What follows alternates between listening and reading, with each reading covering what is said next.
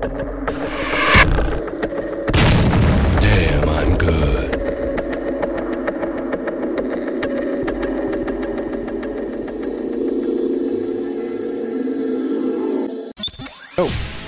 Welcome back, ladies and gentlemen, to another game in the Steel Series DreamHack tournament in Sweden, Stockholm, that is, to be more specific, between Liquid Huck and Sjow.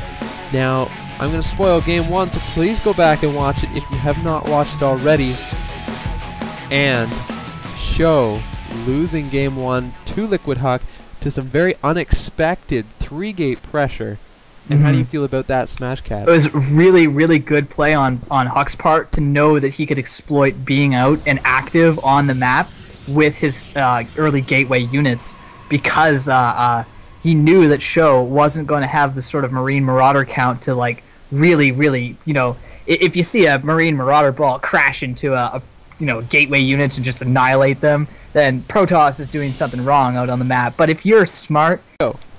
Ladies and gentlemen, welcome back for the final game in a best-of-3 between Liquid Huck and Sjow in the Steel Series DreamHack. DreamHack! Thank you, Kyle. DreamHack. Oh, I'm so tired. This isn't even funny. It's 5 in the morning. Why are we doing this? Because we love to StarCraft. Oh, StarCraft. Oh, God. Anyway, so DreamHack Steel Series tournament in Sweden. And I have to say, it's been pretty freaking awesome. Oh, yeah. I watched last DreamHack. I don't know what they do it on, like a seasonal rotation or something, but those are some of the best games I've ever seen, ever. Hands down. And these games have been rather impressive, too.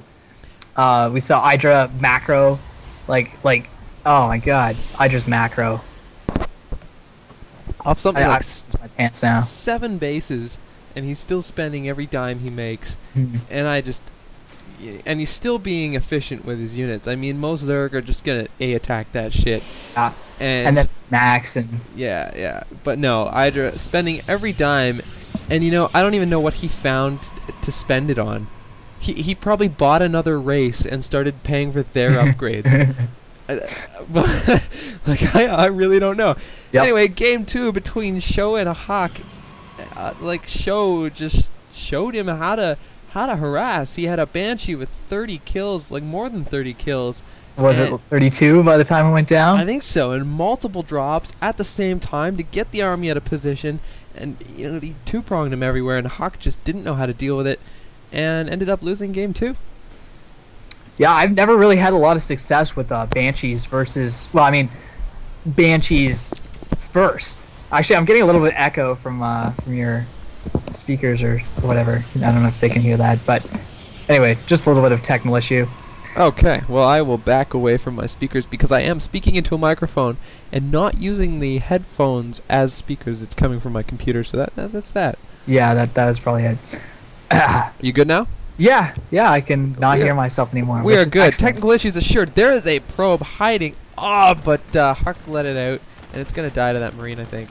Oh. Yeah, Sjow would have known that it would have been in this, and I think he was set to an attack path already, just to like clear that out. I know I do now, because they can really easily, after they change this map, and you can hide probes in there. Like each unit has only one space of vision in this smoke screen, so they really have to be like right beside it in order to see it. Kind of like rubbing elbows, making friends. So, actually, style that I really like to open with the 2-Rax Factory going up for Sjow right now. I think that's what he did last game, too.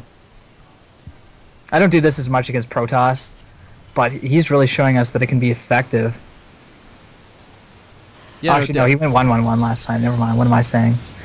Yeah, he did. He did the Destiny Cloud Fist after kind of a late expansion, but an expansion nonetheless, and he got up those bunkers on his primary base in time to deflect some similar aggression to game 1, but yeah, nowhere near as effective. Yeah.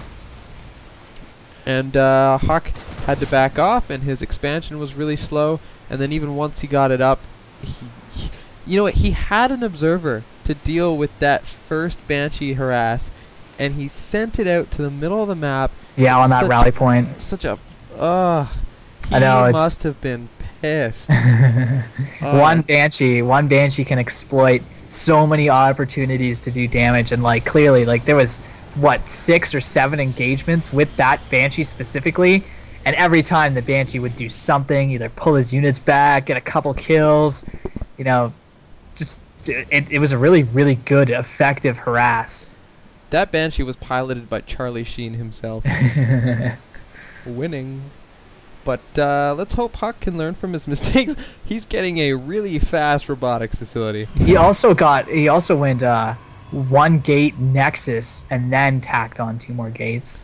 And we're seeing some early aggression from Sjow, pushing out with Marines.